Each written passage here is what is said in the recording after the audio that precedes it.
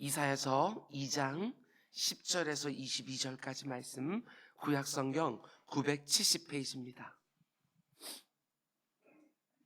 이사야서 2장 10절에서 마지막 22절까지 우리 그 가운데 10절과 11절 말씀 두 절만 한 목소리로 함께 읽겠습니다. 너희는 바위 틈에 들어가며 진토에 숨어 여호와의 위엄과 그 광대하심의 영광을 피하라. 그날에 눈이 높은 자가 낮아지며 교만한 자가 굴복되고 여호와께서 홀로 높임을 받으시리라. 아멘, 아멘.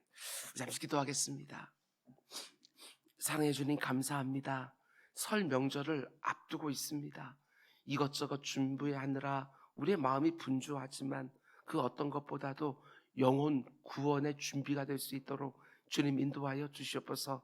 아직도 예수 그리스도를 알지 못하는 내 사랑하는 가족들과 나에게 너무나도 익숙한 우리 친지들 가운데 아버지 하나님의 구원에 필요한 심령들을 놓고 기도하는 시간이 될 수 있도록 주님 인도하여 주시옵소서. 아버지 하나님의 놀라운 복음으로 말미암아 구원받는 성도들이 거기 있을 수 있도록 인도하여 주시옵소서. 기도하면서 하나님의 지혜를 구하게 하여 주시고 민감한 영성을 가지고 마음 문이 어떻게 열리고 있는지 잘 볼 수 있도록 인도하여 주시사 말 한마디 한마디에도 하나님이 지금 저 심령의 문을 열어주고 계시는구나 볼 수 있게 하시고 그 기회를 놓치지 않도록 주님 인도하여 주시옵소서. 아버지 하나님 중보기도하는 새벽기도회가 될 수 있도록 인도하여 주시옵소서. 이 나라와 이 민족을 놓고 이 땅의 교회들을 놓고 그리고 선교지들을 놓고 내 사랑하는 이웃들을 놓고 기도하는 새벽기도회가 될 수 있도록 인도하여 주시옵소서. 오늘도 사업장 가운데 중요한 일이 있는 지체들이 있습니다.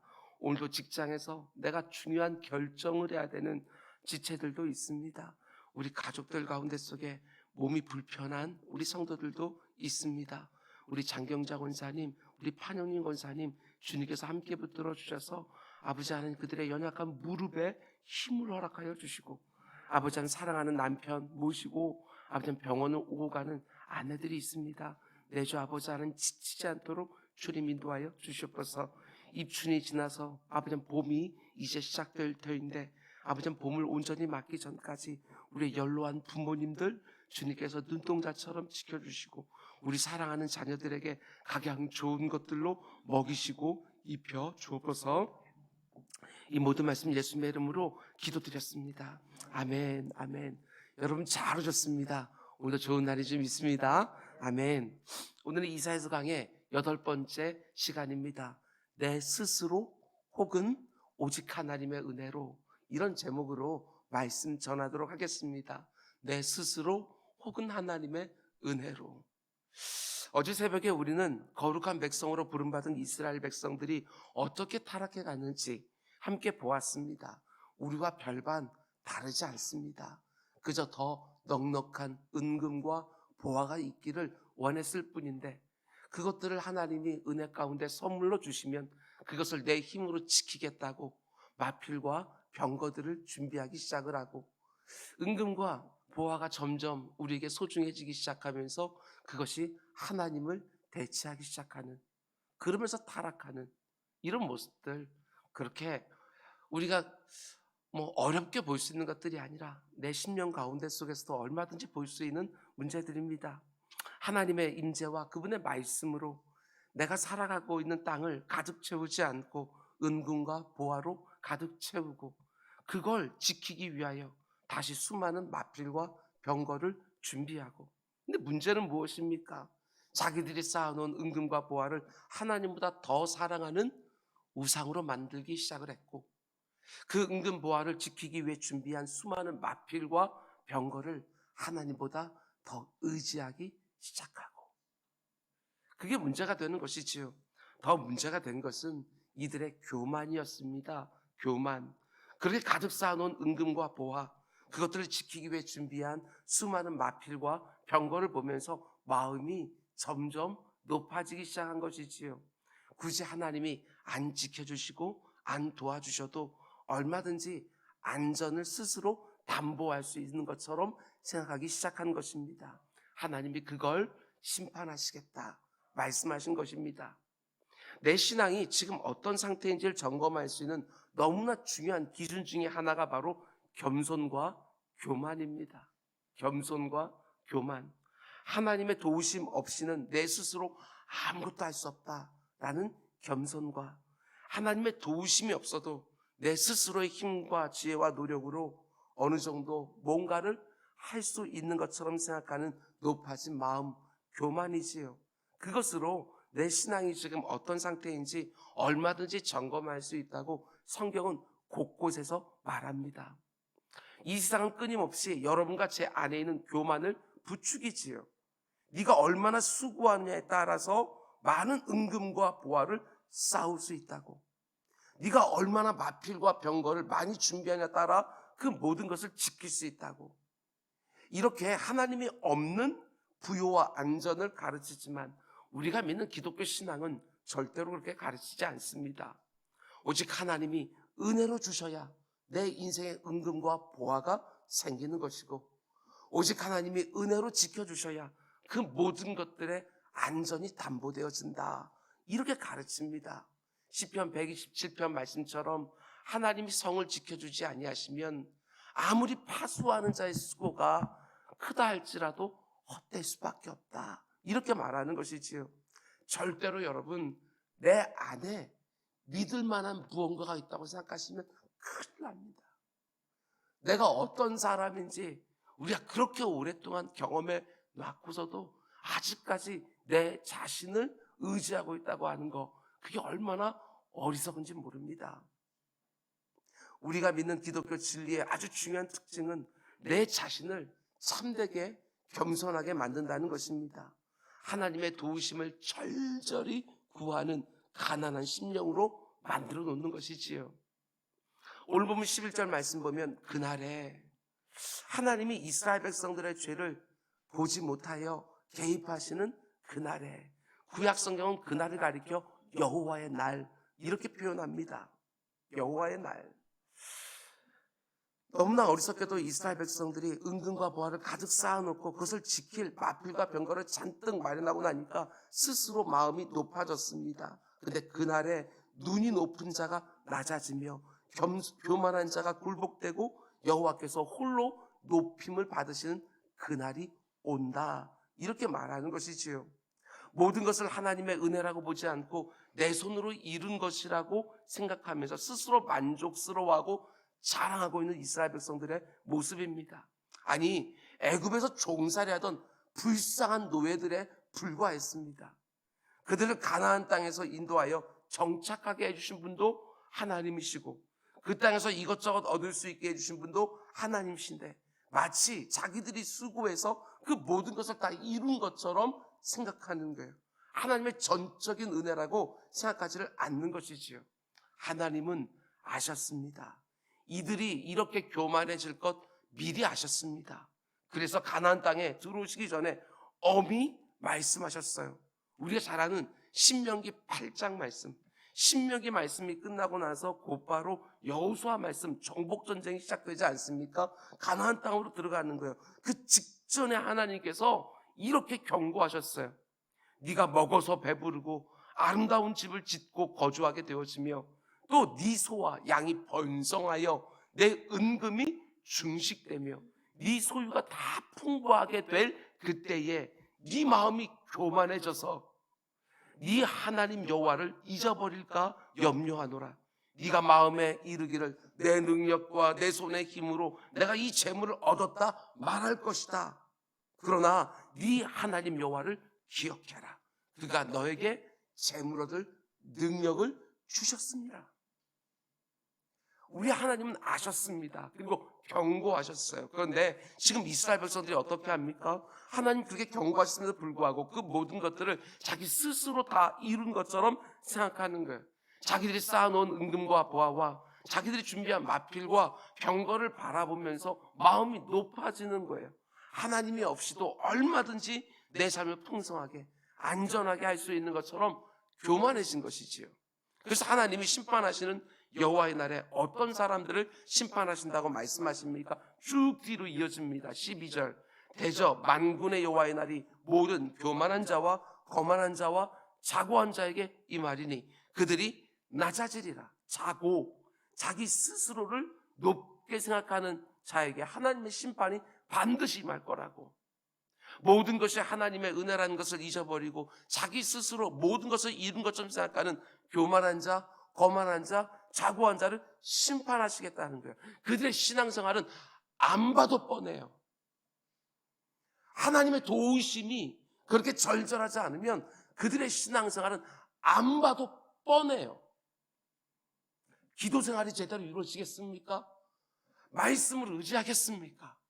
하나님 앞에 예배를 드릴 때 정말 가난한 심령으로 하나님 앞에 부르짖겠습니까? 마음이 교만한 자는 하나님을 찾지 않습니다. 마음이 하나님보다도 더 높이 있기 때문에 아무리 위를 봐도 보이는 것이 없습니다. 그런 자들을 하나님께서 심판하시겠다고 말하는 굉장히 상징적이지요. 근데 이들이 은근과 보화를 쌓아놓고 그걸 지키기 위해서 마필과 병거를 잔뜩 준비해놓고 그걸 바라보면서 스스로 모든 것을 이룬 것처럼 교만해졌는데 그게 끝이 아닙니다. 그 교만에서 또 이런 일들이 벌어지는 것이지요. 13절, 또 레바논의 높고 높은 모든 백향목과 바산의 모든 상수리나무. 레바논의 백향목은 나무 중에서요 가장 좋은 재질의 나무입니다. 그 당시 가나안 인근에서 구할 수 있는 최고의 양질의 나무가 바로 레바논의 백향목. 솔로몬이 성전을 지을 때 이것들을 가져다가 지었지요.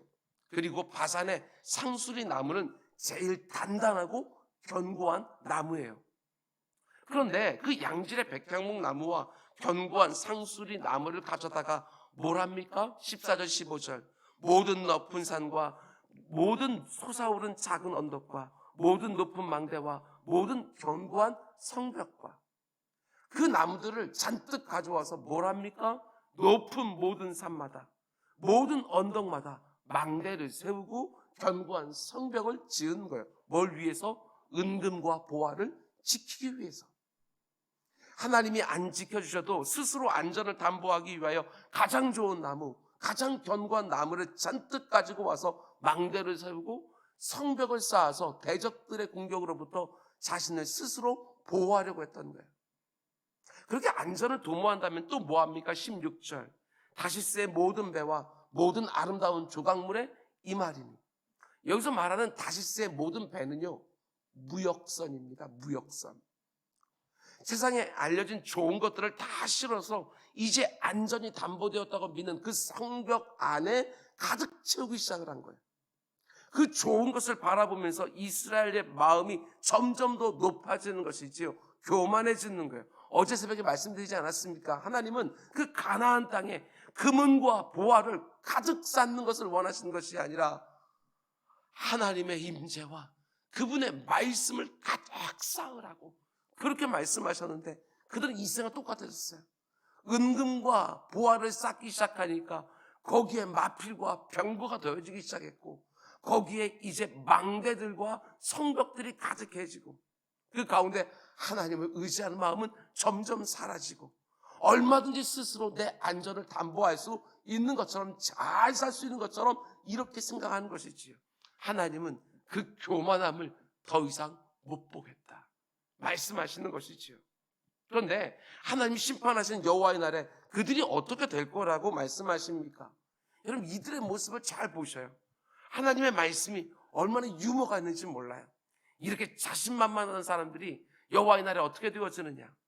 19절, 사람들이 아멸과 토굴로 들어가서 여호와께서 땅을 진동시키려고 일어나실 때에 그의 위엄과 그 광대하심의 영광을 피할 것이라.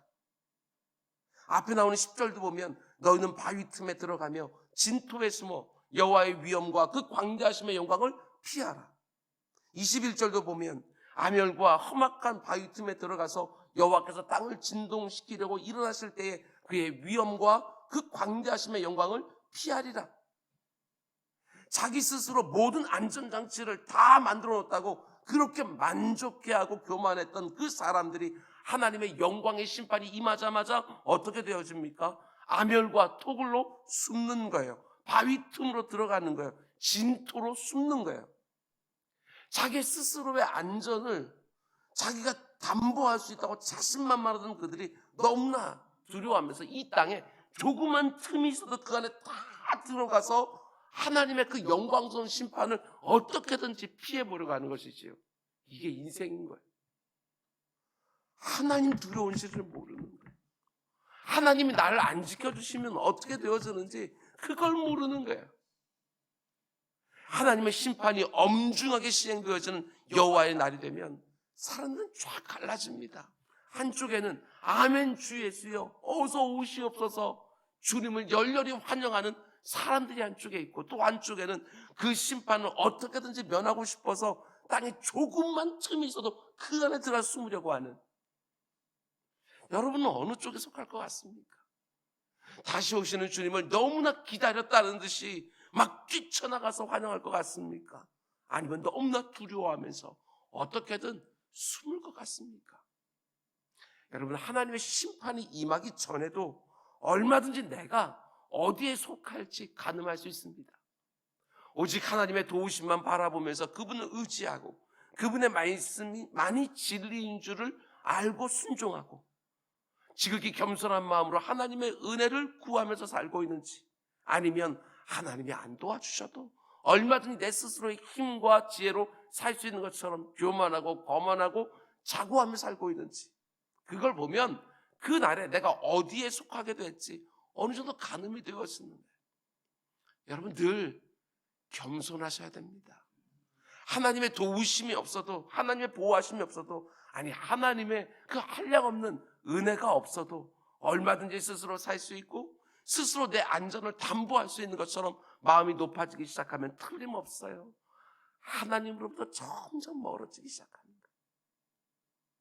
근데 저는 이 부분이 참 놀라워요. 2장의 마지막 구절인 22절 말씀 우리 함께 읽어볼까요? 너희는 인생을 의지하지 마라. 그의 호흡은 코에 있나니 새말가치가 어디에 있느냐. 여러분, 참 유명한 구절인데요, 성경을 연구하는 설교자 중에 하나로서 저는 이런 구절을 볼 때마다 야, 성경이 참 기가 막히다, 이런 생각이 들어요. 생각해 보십시오. 2장에 딱 들어와서 지금까지 하나님이 하셨던 말씀들을 쭉 생각해 보면 이렇게 말씀하셔야 될 것 같아요. 우상 의지하지 마라. 우상은 헛된 것이고 악한 것이다. 이렇게 말씀하셔야 마땅할 것 같은데, 참 의미심장하게도 코에 호흡이 붙어있는 인생, 수에도 칠 가치가 없으니까 의지하지 마라, 이렇게 말씀하시면서 2장 말씀이 끝이 나는 거예요. 여러분, 성경은요 정확하게 꿰뚫어 보고 있는 거예요. 우상이 사람을 타락시키는 것이 아니라 타락한 인생들이 우상을 만든다, 이걸 보여주는 거예요. 성경은 정확해요. 10계명 중에 제1계명이 나 외에 다른 신을 두지 마라, 이렇게 말한다고 해서 하나님 외에 다른 신이 있는 게 아니지 않습니까? 그냥 사람들이 만들어 놓은 다 우상일 뿐이죠. 그런데도 죄로 타락한 인생들이 우상을 만들어서 뭘 합니까? 그 우상을 섬기는 게 아니라 그 우상을 마음껏 부릴 수 있다고 생각하는 내 자신을 섬기는 것이지요. 왜 우상을 손으로 만들고 손가락으로 빚습니까? 나를 위하여. 내 욕망이 다 거기에 투영되어 있는 거예요. 그래서 야고보서 말씀 보게 되었으면 우상 숭배는 탐심입니다, 이렇게 말하고 있는 거예요. 내가 원하는 것을 마음껏 얻어내기 위해서 하나님 앞과 우리의 관계는 그런 관계가 아니지 않습니까? 우리는요 하나님만 오직 의지하는 거예요. 그리고 하나님의 그 주권에 온전히 순종하는 거예요. 나를 죽이든지 살리든지 부하게 하든지 가난하게 하든지 나의 모든 처분을 하나님께만 다 맡겨놓고 그분의 인도하심만 절절하게 우리는 구하는 것이지요. 그런데 우상 숭배는 그렇지 않아요. 내가 원하는 것을 빌어요. 거기에는 관계도 없고요, 윤리도 없어요. 나의 탐심만 그 가운데 있는 것입니다. 자기 자신을 섬기는 것이지요. 여러분, 내가 어떤 존재라고요? 코에 호흡이 붙어있는 인생이라는 거예요. 몇 분만, 아무리 그럴듯해 보이고 근사해 보여도 몇 분만 코에서 호흡이 끊어지면 끝나는 것이 나예요. 그런데도 내가 마치 대단한 것처럼 뭔가 조금 이룬 것처럼 생각만 되었으면 교만해지고 높아지고 거만하고 자고하는 것이지. 지금까지 40년, 50년, 60년 그 이상을 살아왔음에도 불구하고 내가 얼마나 연약한지를 아직까지도 모르는 것, 너무너무 어리석은 거예요. 내가 아무리 은근과 보화를 쌓아놓고 마필과 병거를 지키고 망대와 성벽을 높이 쌓아놓고 그 안에 이 세상의 가장 좋은 것들을 가득 담아놓았다 할지라도 인생입니다. 인생. 몇 분만 호흡을 못해도 죽는 인생인 거예요. 내가 다른 인생들을 의지하지 말아야 되고 말할 것도 없고, 사람의 마음은 손바닥 뒤집듯이 계속해서 변하니까 사람 의지할 것 없고, 그러나 그 근간에 네 자신을 의지하지 마라. 오늘 이 말씀의 핵심 바로 거기에 있는 거예요. 하나님께서 우리들에게 은금과 보화가 필요 없다, 마필과 병거가 필요 없다, 망대와 성벽이 필요 없다, 이 말씀을 하는 것들이 아니라 그것 의지하다가 망한다, 이렇게 말씀하시는 거예요. 여러분이나 저나 오직 하나님의 은혜로 사는 것입니다. 내가 더 수고하고 더 노력하면 내 인생의 풍요와 안전이 담보되는 것이 절대로 아니에요. 내가 수고하지만, 최선을 다하지만 하나님이 주셔야 내 손에 뭔가가 쥐어지는 것이고, 하나님이 지켜주셔야 안전하게 이 땅을 살게 되어지는 것이고, 베드로 사도는 이렇게 말합니다. 하나님은 교만한 자를 대적하시되 겸손한 자들에게는 은혜를 주시느니라.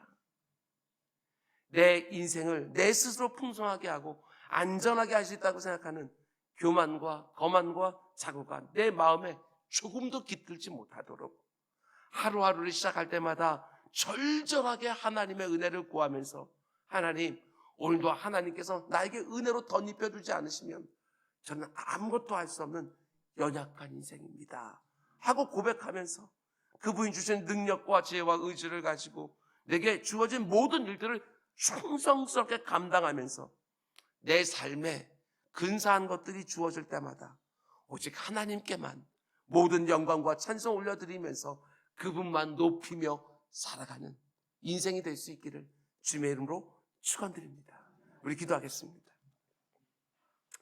사랑해 주님, 우리 인생들이 얼마나 어리석은지 아버지 하나님 제대로 볼 수 있도록 인도하여 주셨소서. 여호와의 날이 오기 전에 그 하나님이 살아계신 줄 믿고 그분께 모든 것이 다 달린 줄 알고 우리의 모든 최선을 그분의 손에 올려놓고 그분의 축복을 바라는 우리 모두가 다 될 수 있도록 주님 인도하여 주시옵소서. 게으르지 않게 하여 주시고 교만하지도 않게 하여 주시고 오직 하나님만 의지하며 살아가는 인생들의 그 독특한 아름다움과 풍성함과 안전함을 이 세상 가운데 보이며 살아가는 우리 모두가 될 수 있도록 인도하여 주시옵소서. 이 모든 말씀 예수님의 이름으로 기도드렸습니다. 아멘.